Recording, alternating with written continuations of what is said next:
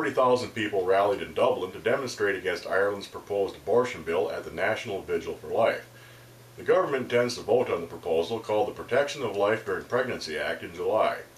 If it becomes a law, the bill will allow women to have an abortion at any point in their pregnancy if their lives become in danger or they threaten to commit suicide.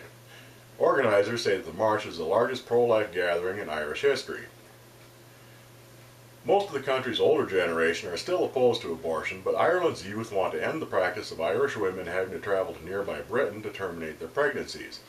The nation and its leading parties have been debating the issue since the Supreme Court ruled that abortions were legal 20 years ago.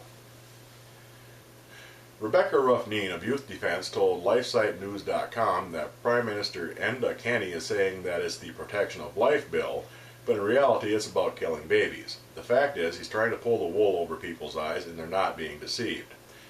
The rally was organized by the Pro-Life Campaign. Its spokesman, Cora Sherlock, said it is shameful the way some members of government have started calling the bill pro-life.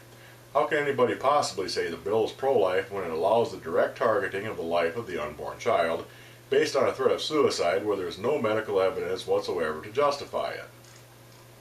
She added that if the government's proposed legislation were about safeguarding the lives of pregnant women, we would all be supporting it. However, it is something entirely different.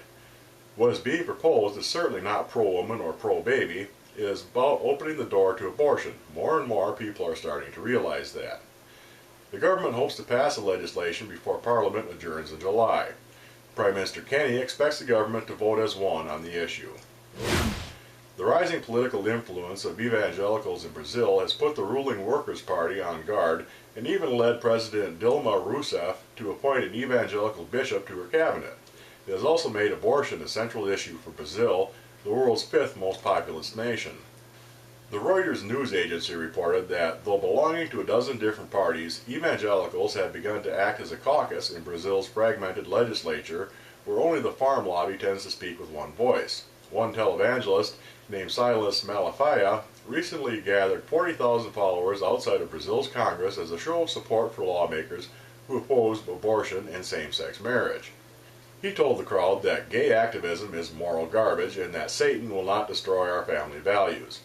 Meanwhile, Brazilian political scientist David Fleischer responded that President Rousseff is not going to do anything that will alienate the evangelicals. No candidate in their right mind would do that. When Israel was founded in 1948, then Prime Minister David Ben-Gurion made an exemption for about 400 students that would not have to serve in the country's military. These students would commit their time and energy to religious study instead. This was done to preserve traditions and knowledge almost wiped out by the Holocaust of World War II. 65 years later, that number has increased to about 60,000. Demographics indicate that the numbers will increase an estimated 35%. This huge number represents all Jewish children signing up for religious institutions. These institutions have little in the way of math classes, with most activities surrounding Jewish scriptures.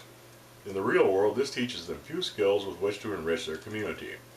They are not in the workforce and they are exempt from military service. In short, they do not contribute to their society. This is beginning to become a problem for the Jewish economy. One lawmaker named Ofer Shilak notes that if we don't prepare them better, our workforce will be ruined. He feels that these youngsters would at least learn new skills in the military, skills that would help them find jobs. Lawmakers are calling for reforms to eliminate the military exemption. However, this issue is causing a great divide in the region. New reforms are moving toward a more universal position, which many feel is hostile to the ultra-orthodox Jewish traditions. Some point to the drag on the economy with so many not contributing, yet others point to the divisive nature that is created within Jewish society. Israel's energy minister, Sylvan Shalom, said that we have been a nation for just 65 years. We were in exile for 2,000 years. After so many years, you're going to have tribes. It seems like Israel will remain a country of tribes for many decades.